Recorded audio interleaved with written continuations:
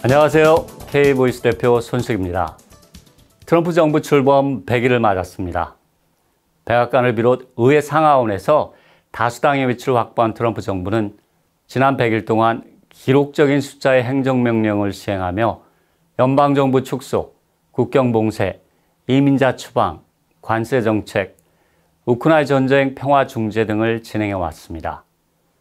숨가쁘게 진행된 트럼프 정부의 정책들은 기존의 전통적인 미국의 입장과는 전혀 다른 그야말로 미국의 기존 시스템을 흔들어 놓았으며 나아가 세계 경제 및 정치적 판도에도 큰 파장을 불러일으키고 있습니다. 그렇다면 지난 100일의 성과를 미 국민들은 어떻게 받아들이고 있을까요?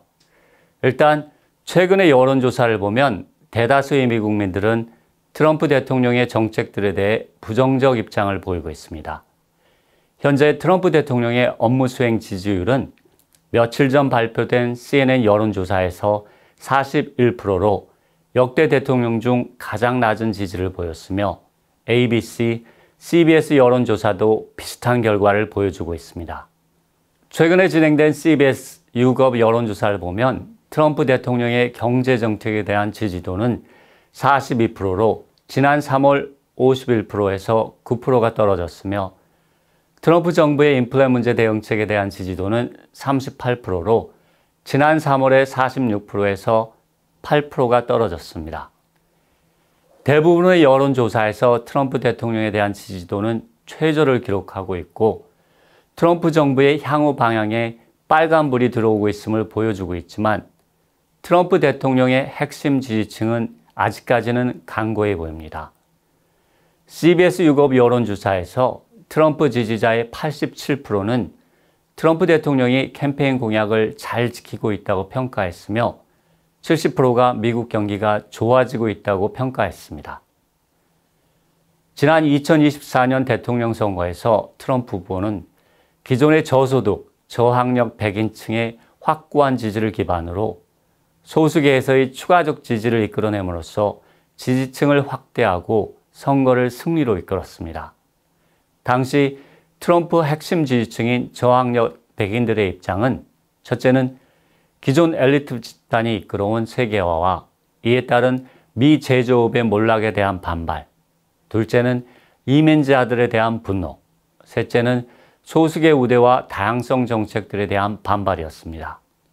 기존 고등학교만 졸업하고도 미국에서 중산층으로 살아가는데 전혀 문제가 없었던 백인들이 세계 경제의 국제화, 국내 경제에서의 이민자들과의 경쟁에서 밀리면서 자신들의 기반이 무너지자 강하게 반발하고 나온 것으로 보입니다.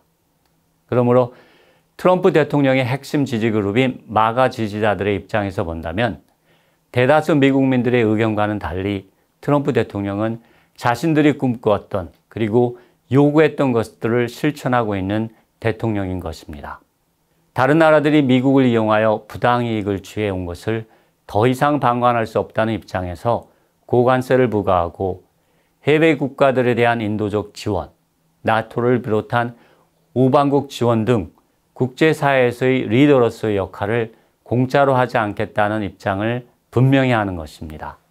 이들은 높은 관세가 부과된다면 미국 기업들이 해외에 세웠던 공장들을 미국으로 다시 가져오게 되고 미국의 제조업이 다시 부흥하게 될 것이라는 생각을 갖고 있습니다.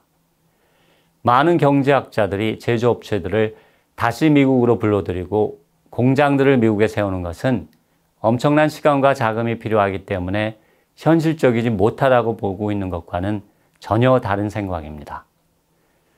트럼프 대통령은 이민자들로 인해 미국에서 백인이 차별받고 미국 사회의 가치가 무너지고 있다는 백인 지지자들의 입장을 정확히 대변하고 이를 반영한 대응책들을 내놓고 있습니다.